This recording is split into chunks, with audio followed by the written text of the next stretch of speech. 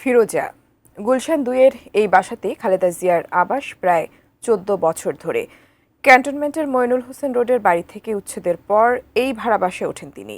আন্দোলন ঠেকাতে কখনো বালু ট্রাকে আটকে ফেলা, জেল থেকে নানা শর্তে মুক্তিতে ফিরোজায়ও প্রায় বন্দি জীবন কাটিয়েছেন তিনি। এবার ফিরছেন অন্য পরিবেশে। কেমন এর প্রস্তুতি জানাচ্ছেন নাজিয়া আফরিন। পলাতক প্রধানমন্ত্রী শেখ হাসিনার প্রতিহিংসায় ২০১০ সালের ১৩ নভেম্বর ক্যান্টনমেন্টের মইনুল রোডের বাসা ছাড়া হন তৎকালীন বিরোধী দলীয় নেত্রী খালেদা জিয়া। অথচ তারা মিথ্যা কথা বলছে যে আমি নিজে বাড়ি ছেড়ে বেরিয়ে এসেছি। এটা সম্পূর্ণ মিথ্যা কথা, বানোয়াট কথা। তারা জবরদস্তি ধাক্কা মেরে আমাকে বাড়ি থেকে বের করেছে। ২০১১ সালে গুলশান-২-এর ৭৯ নম্বর সড়কের একটি বাসভবন ফিরোজা ভাড়া নেন তিনি। ২০১৪ সালের কয়েকদিন গুলশান চেয়ারপারসনের কার্যালয়ে অবরুদ্ধ থাকার সময় ছাড়া এই ফিরোজা থেকেই নেতৃত্ব দিয়েছেন খালেদা জিয়া। অবরোধ কর্মসূচি অব্যাহত থাকবে, কর্মসূচি আমাদের চলছে। ব্রেকফাস্ট, টিফিন কিংবা স্ন্যাক টাইমে মজাদার আয়োজন মানে অল টাইম ব্রেড।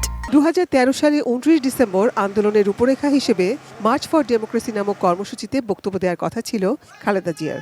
এর আগের দিন থেকেই বালুর ট্রাকে প্রতিবন্ধকতা সৃষ্টি করা হলে ফিরোজা থেকেই আন্দোলন চালিয়ে যান তিনি।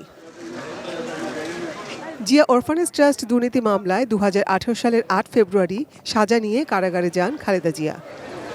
করোনা মহামারীর সময় ২০২০ সালের ২৫ মার্চ তাকে শর্ত সাপেক্ষে মুক্তি দেওয়া হয়।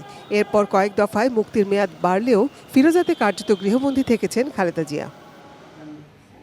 ২০২৪ সালের ৫ আগস্টের পর বদলে যায় ফিরোজা। দেশি বিদেশি ব্যক্তিত্বরা এখানেই বেগম খালেদা জিয়ার সঙ্গে দেখা করতে যান।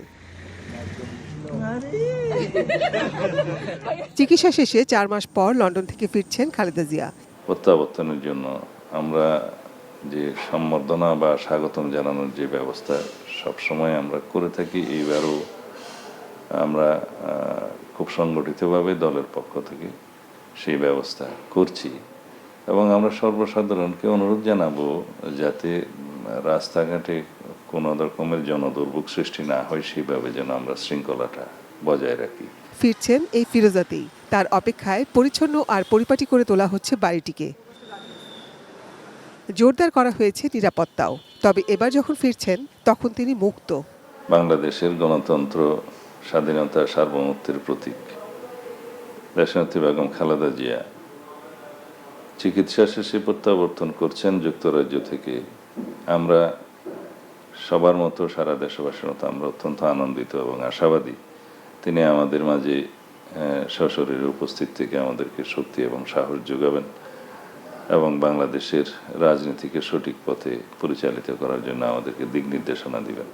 Nazia Afrin, ATN news, Dhaka.